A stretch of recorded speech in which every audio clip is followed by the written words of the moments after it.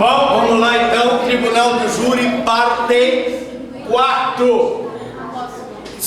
Aqui você aprende tudo que você queria saber sobre Tribunal do Júri e nunca teve coragem de perguntar. Nós estamos falando sobre as razões orais, alegações orais do Ministério Público e da defesa, né? Então, falávamos sobre o interrogatório. Esse dispositivo, gente, é de natureza pragmática. Qual é o dispositivo? O 187, né, do Código de Processo Penal. Pegar o 187 aqui, me dá aqui. Pronto. 187, o que diz aqui? O interrogatório será constituído de duas partes, sobre a pessoa do acusado e sobre os fatos. O que ele pergunta aqui? Parágrafo primeiro. Parágrafo segundo. Na segunda parte será perguntado sobre se é verdadeira a acusação que lhe é feita, não sendo verdadeira a acusação, se tem algum motivo particular para quem atribuí-la, onde estava o tempo da ação ou omissão, as provas contra ele apuradas, se conhece as vítimas e as testemunhas, se conhece o instrumento que foi utilizado na prática da infração e todas as demais circunstâncias. Então, esses incisos aí são apenas incisos que orientam o juiz na hora do interrogatório, não é obrigado a seguir essa sequência. Aliás, eu trabalhei com uma juíza, que eu gostava muito do trabalho dela, e ela fazia justamente o caminho inverso do que está aí. Apenas um dispositivo de natureza pragmática e visa apenas orientar o julgador, que não está obrigado a seguir a sequência por ele estabelecida.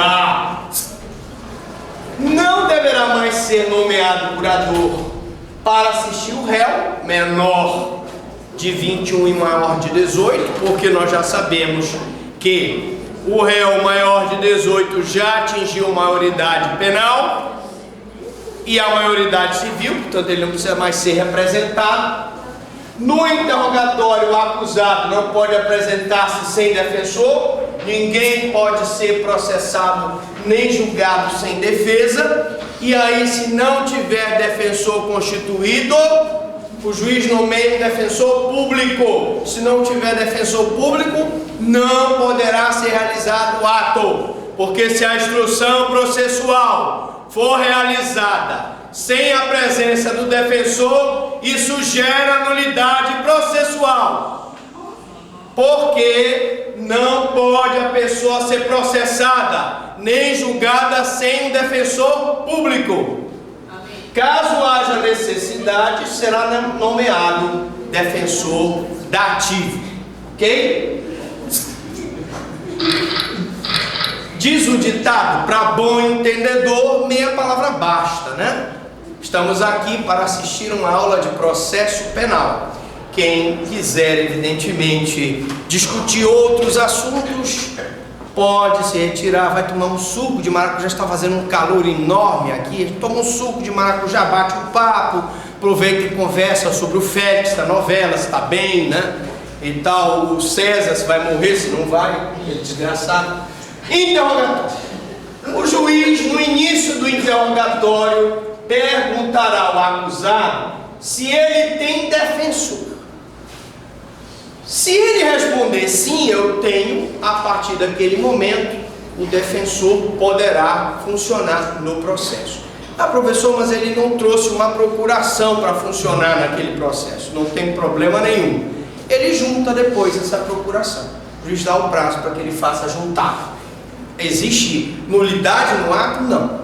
Se ele disser que não, então o juiz vai ter que nomear um defensor. Claro que se ele disser que sim, o juiz vai perguntar, diga o nome então de quem é. E ele então, a partir desse instante, o defensor já está constituído. Se o acusado responder que não tem defensor, o juiz vai nomear um defensor dativo para fazer a sua defesa. Certo? Antes do recebimento da denúncia, no prazo de 10 dias, a defesa poderá apresentar a resposta à acusação. Antes do recebimento da denúncia. Portanto, o juiz, quando eu digo recebeu a denúncia, é que aquela denúncia foi protocolada e ele então vai, recebendo ela protocolada, dar o prazo para a citação do acusado, que terá 10 dias para apresentar resposta à acusação. O recebimento propriamente dito ocorre quando o juiz aceita a acusação. E aquele ato de aceitar a acusação é um ato extremamente importante, porque a partir daquele momento nós temos o processo. A partir daquele momento que eu tenho o recebimento da denúncia, interrompe a prescrição. Tá, professor? Isso interrompe a prescrição? O que significa isso? Significa que se uma pessoa praticou um crime em 1980, crime de homicídio, e tem a pena, a prescrição fixada em 20 anos, 19 anos depois, 1999, a denúncia é recebida daquele processo. Com o recebimento da denúncia, o que acontece? A partir daquele momento, aqueles 19 anos de prescrição, você vai me dizer assim, professor, falta só um ano para prescrever. Falta. Mas se o juiz receber a denúncia, a partir do momento que ele recebe a denúncia, zera o prazo prescricional, e a partir do recebimento da denúncia, nós temos 20 anos sendo contado de novo. E assim o processo prossegue por mais 19 anos. Imaginemos que lá por 10 anos, 2008, não é isso? Mais 10 anos, 2008, 19 anos depois, o juiz pronuncia o acusado.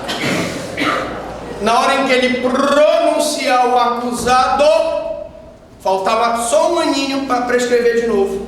A pronúncia também é causa interruptiva, vai contar 20 anos de novo. Ok? Então, antes do recebimento da denúncia, no prazo de 10 dias, a defesa poderá apresentar a resposta à acusação. O recebimento da denúncia, como eu disse, gera a interrupção da prescrição. O prazo prescricional começa a contar do zero. Chamada de defesa preliminar, que é facultativa, mas deve arrolar pelo menos as testemunhas e conter as provas. Quando eu falo defesa facultativa, é que não convém na defesa preliminar ou na resposta à acusação eu já sair de carrão de cena colocando toda a tese de defesa. Não. Convém que eu argua preliminarmente uma exceção de incompetência, uma coisa julgada, uma litispendência, uma prescrição, e arrole testemunhas, e peça as diligências, e peça juntadas de documentos. Mas eu entrar logo na resposta à acusação, no mérito causal, não convém.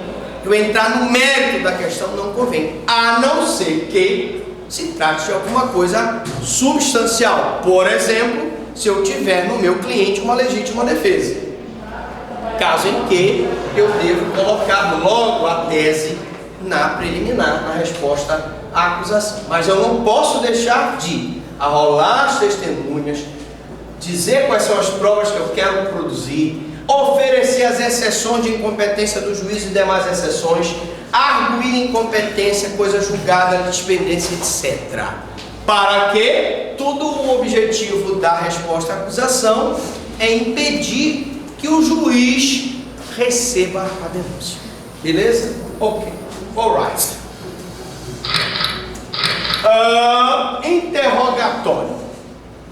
Quando o defensor é dativo, a defesa preliminar é obrigatória. Ah, professor Franklin, quer dizer que se é um defensor dativo, um defensor público que foi nomeado pelo juiz para fazer aquela defesa, ele tem que apresentar a defesa obrigatoriamente? Sim. Isso não significa dizer que ele vá atravessar uma petição com todo o conteúdo da defesa. Não, ele não vai entrar no mérito da questão, mas uma coisa eu posso garantir: mesmo o defensor dativo, ele arrola testemunhas, ele pede diligências e eventualmente pede a juntada de documentos ou argue uma exceção de incompetência, uma coisa julgada, etc. O que os defensores geralmente não fazem, nem os dativos e nem os contratados, é entrar com uma defesa total logo no início. Eles deixam para o momento mais oportuno. Muito bem. Então é nesse momento que a defesa deve requerer as diligências e perícias e arrolar as testemunhas, sob pena de preclusão. Quantas testemunhas eu posso arrolar nessa fase do processo? 8 testemunhas. 8 testemunhas. Nesse número 8 não se inclui as informantes e as que não prestam compromisso por deficiência mental, por parentesco com uma das partes.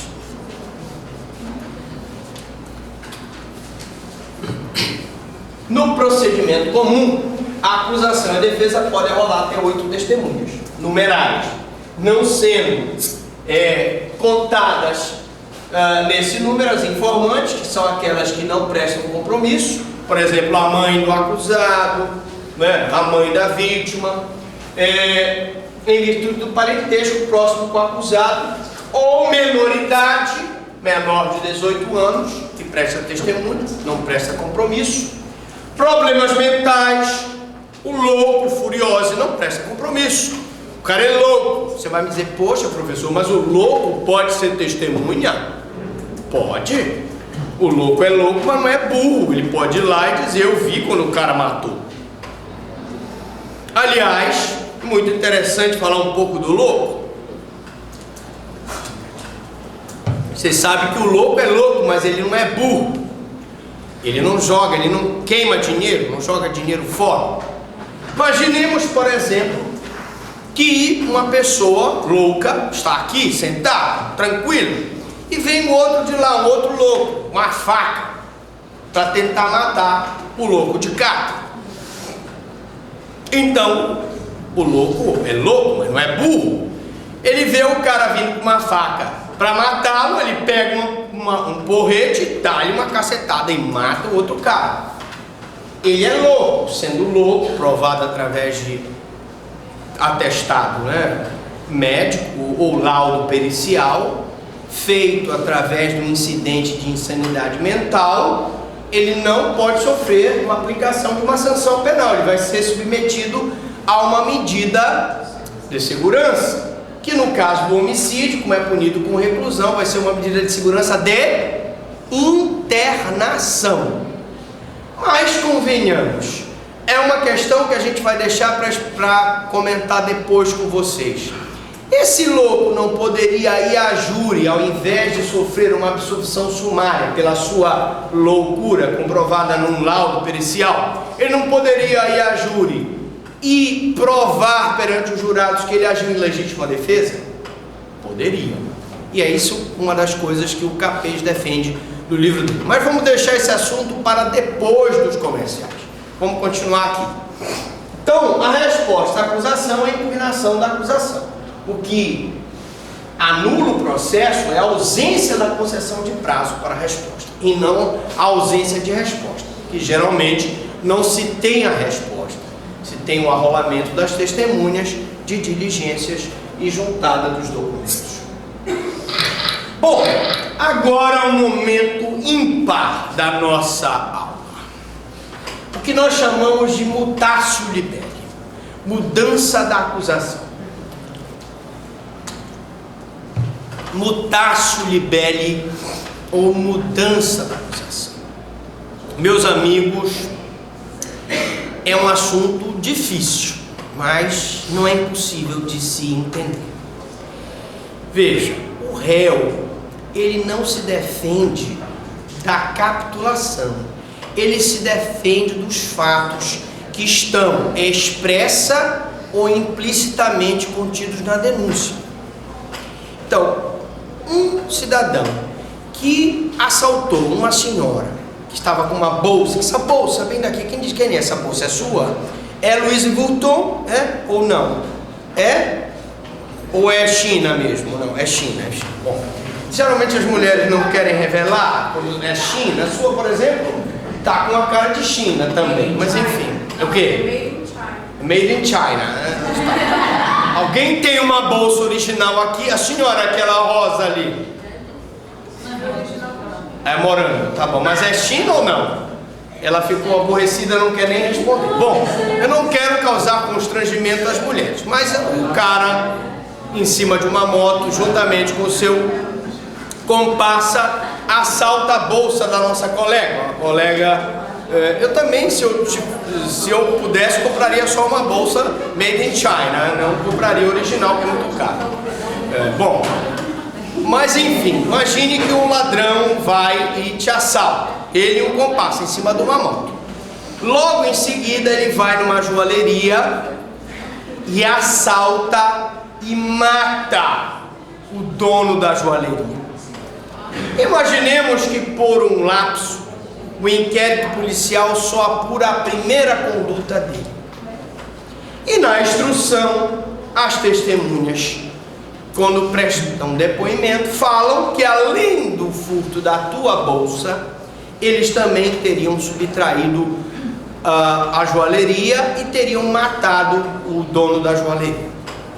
Não sendo hipótese latrocínio, que não é da competência do tribunal do júri, nós teríamos aí um homicídio e mais uma tentativa de assalto, etc. Bom, só por amor ao debate, se por um acaso, na hora da instrução, ao fazer a instrução do processo, o juiz constatar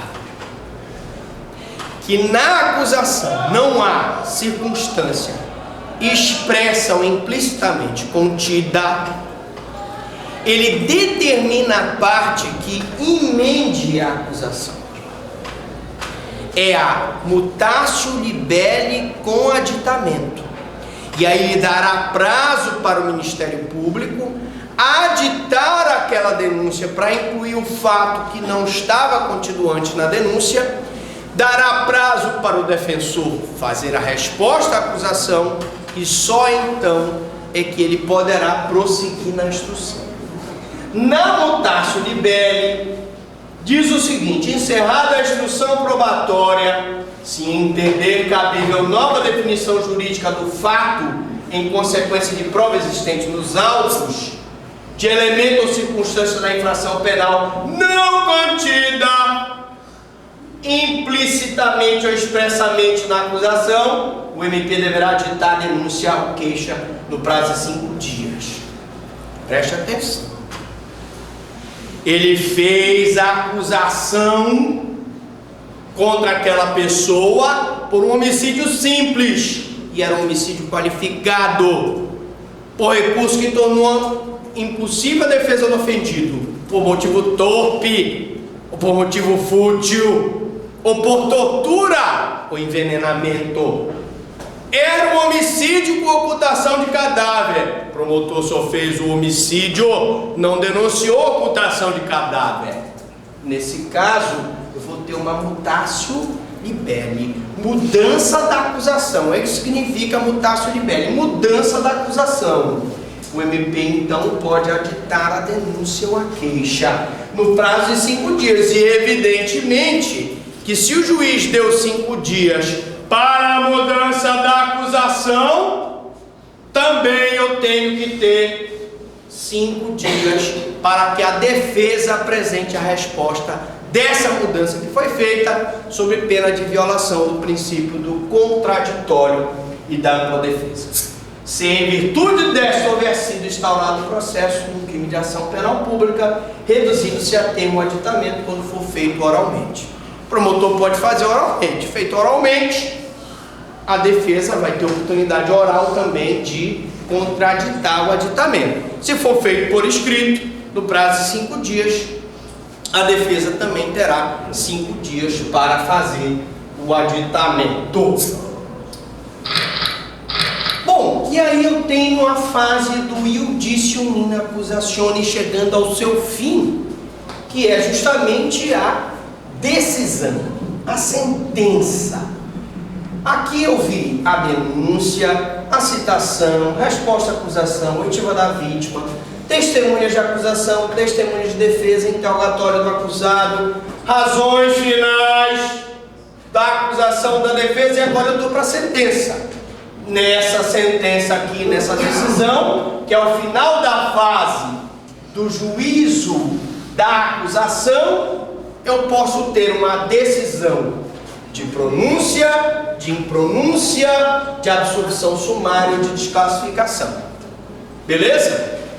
Então, essa fase da acusação no sumário da culpa, e aí na prova pode ter vários nomes, não na minha prova, na prova da OAB, no concurso público que você vai fazer, por isso que a gente coloca aqui os vários nomes. Então eu tenho iudício in accusationis, fase da acusação ou sumário da culpa. São 3 nomes diferentes. O julgador possui 4 opções na hora de decidir. Quais são essas opções? Pronúncia, impronúncia, desclassificação e absolvição sumária. Mas, professor Franklin, o que é uma pronúncia? Em linhas gerais, pronúncia é quando o juiz se convence que existem indícios suficientes da autoria e prova da materialidade do crime doloso contra a vida, na sua forma tentada ou consumada. O que é impronúncia? Impronúncia é quando o juiz se convence que não há prova da autoria nem prova da materialidade de crime doloso contra a vida, na sua forma consumada ou tentada. O que é desclassificação? É quando o juiz se convence de que aquele crime que está sendo julgado perante o tribunal do júri não é da competência do júri. Imaginemos que nós temos um processo por uma tentativa de homicídio, que na verdade não é tentativa de homicídio. É uma lesão corporal leve, é uma lesão corporal grave, ou é uma lesão corporal gravíssima. Ora, se é lesão corporal, não é crime doloso contra a vida, eu vou desclassificar, eu vou tirar da competência do júri e vou remeter o processo para o juiz singular. E o que é absolvição sumária? A absolvição sumária é quando o juiz se convence que existe prova robusta, categórica, de que aquele fato foi praticado sobre o manto de uma excludente de ilicitude, legítima defesa, estado de necessidade, estrito cumprimento do dever legal, o exercício regular do direito, ou o acusado é inimputável. Sendo inimputável, eu vou ter uma absolvição sumária, chamada de absolvição imprópria. Por quê? Porque muito embora tenha provas da autoria e materialidade daquele crime doloso contra a vida, o acusado será absolvido sumariamente, não será submetido a uma pena de reclusão, porque ele é inimputável, vai sofrer uma medida de segurança de internação. Então, rapidamente, pronúncia. Só está entendendo tudo? Lembrem-se, primeiro NPC, tranquilidade. Segundo NPC, absoluta maldade. Súmula 191 do STJ. A pronúncia é causa interruptiva da prescrição, ainda que o tribunal do júri venha a desclassificar o crime. O que significa isso?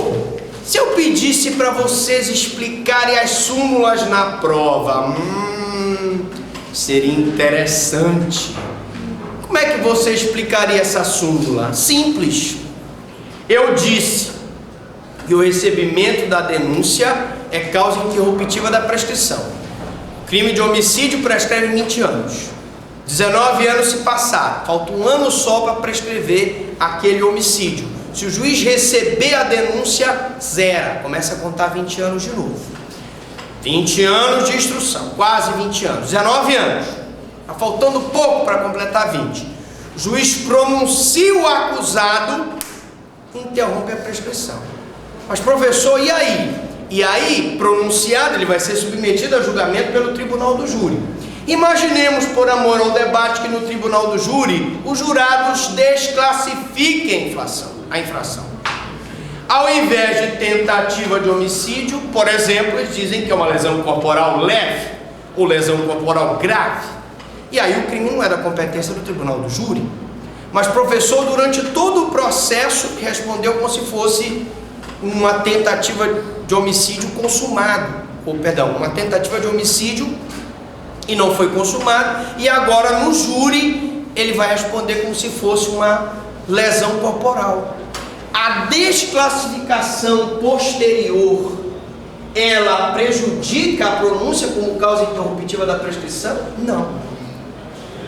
Quando ele foi pronunciado por homicídio, mesmo que o tribunal do júri, os 7 jurados, desclassifiquem essa tentativa de homicídio, por exemplo, para um crime de lesão corporal, essa interrupção da pronúncia não tem nenhum prejuízo. Portanto, a pronúncia é causa interruptiva da prescrição, ainda que o tribunal do júri venha a desclassificar o crime.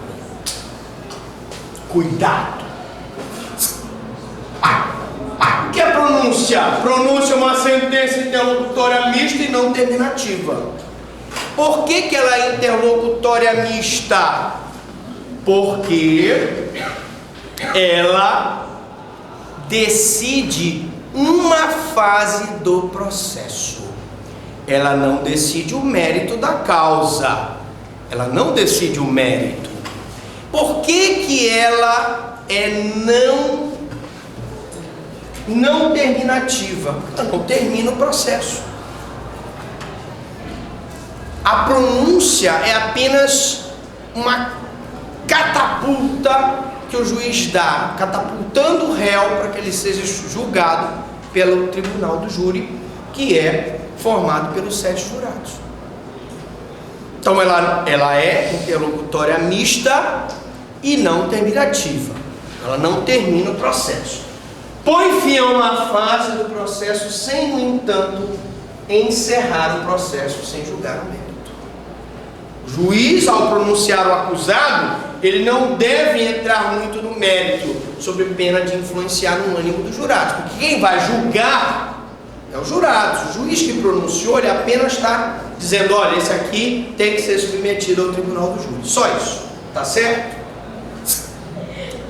Juízo é um juízo de mera prelibação. Quando eu digo mera prelibação, o juiz analisa se há indícios suficientes da autoria e prova da materialidade do crime doloso contra a vida, o qual não pode adentrar profundamente no exame de mérito. O magistrado verifica apenas a fumaça de bom direito, se há um indício da autoria, ou seja, a probabilidade mínima daquela acusação. Se houver a probabilidade mínima daquela acusação, o juiz deve pronunciar o acusado. Verifica se há indícios da autoria do crime doloso contra a vida e prova da materialidade, geralmente consubstanciado num laudo de exame cadavérico.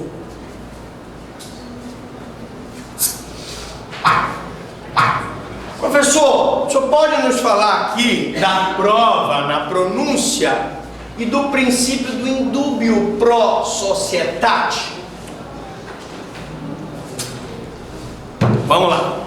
Primeiro, convém destacar que na pronúncia eu não preciso de prova robusta da autoria e da materialidade. Eu preciso apenas de um indício.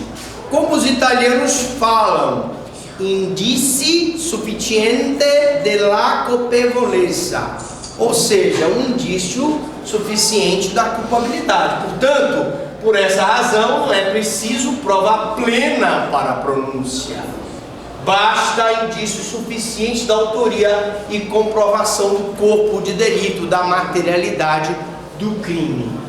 E o indubio pro societate? O indubio pro societate é o princípio segundo o qual se dá